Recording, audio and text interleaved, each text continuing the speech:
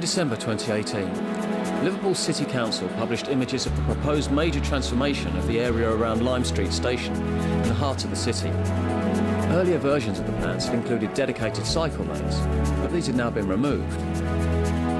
This seemed at odds with its far-reaching and comprehensive paper entitled Liverpool's Cycling Revolution, a 55-page statement of intent published back in 2014.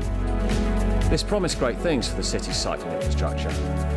But nearly 5 years on, it was hard to see how these plans have been implemented. I've been talking to campaigners, experts and enthusiasts about cycling in the city today from many different perspectives, and I've travelled further afield to see what we can learn from some of our more bike-friendly counterparts. As you can see, this is a really busy junction and there is an awful lot of space as well, and yet at the same time there's very few facilities for cycling. There are no cycle lanes, and people have said to me from abroad when they come here that this isn't really a cycling city. It's easy to see why cycling is not being taken up here, like it is in other cities of the UK and Europe. You have to mix it with the buses, the lorries and the cars on major routes.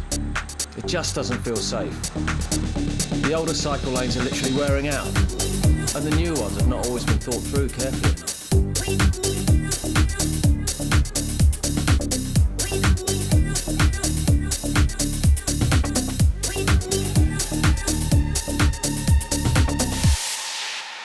We're just at the end of Hatton Gardens at the junction with Dale Street. As you can see, there's a cyclist dismount sign, but there's no signage where cyclists can go from here. We're now in Water Street. We're stood next to a cycle lane. It's not a finished article by any means, and in fact, it can be seen that just beyond me, the lane comes to an end. There's a shared road, a shared pavement area, which is often very busy with pedestrians, leading up to a very short stretch of cycle track, but then you have to give way to the side roads. It's sending the wrong message that cyclists don't have priority here.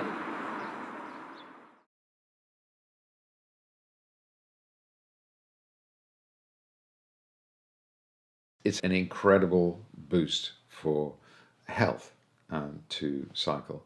And there was an interesting study in Copenhagen around the time when cycling infrastructure was being introduced into that city. Comparing before and after, cardiovascular acute admissions dropped by 30%. On a cold February morning, a gathering called 300 Bikes took place in the city centre to highlight the appalling figures for under-18s fatalities in the Liverpool city region. The word spread on social media, and the turnout showed there's growing concern and support for change.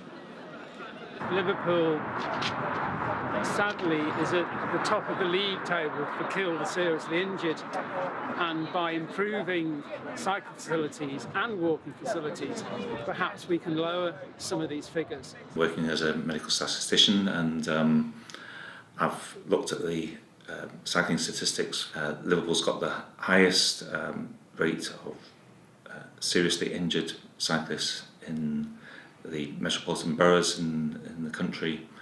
And looking around Liverpool, I think you can see why I've now done 9 sets of analyses, and I've tried to publicise them as best I can, but there seems to be a decision in the authorities to ignore them as much as possible. So today in Merseyside, the perception is that cycling is a high-risk manoeuvre. I wanted to see what we in Liverpool could learn from possibly the most bike-friendly place in the world, the Netherlands. Cyclists have had their own struggles here in the past, so I went to Amsterdam to find out a bit more. I am Marjolein de Lange.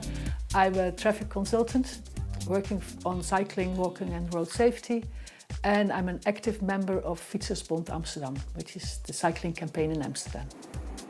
The city was built for it, narrow streets, lots of short distances.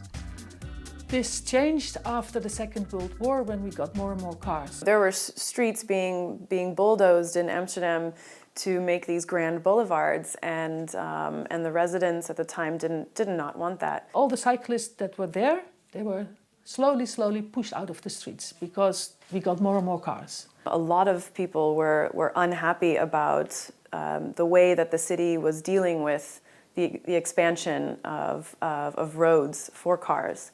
And this meant the devastation of many neighborhoods in the city of Amsterdam. Citizens were not okay with this. They really wanted to take the city back. And finally, after a lot of riots, actually deadly riots, the planners' sort of mind changed. If you can reduce the number of cars in the city becomes healthier and the city becomes more mobile. And you can do that if you have an alternative like this, bicycling. I see a lot of individuals who come to me and they say, I don't even know what that would feel like, biking to work. It's about changing their mental models. It's about changing the way that you see the world. We have to talk about cycling not as a sports activity, not as an activity that's for an elite member of society. You need to push back the car and to give more space and give more safety for cycling. You cannot do it overnight, so you need a plan to do that, step by step. The health and environmental benefits of cycling are clear. But it seems that until the authorities in Liverpool are prepared to listen to cyclists about the long-term strategy for the city, they'll continue to take to the streets to make their views known and to demand that their safety and well-being are taken seriously.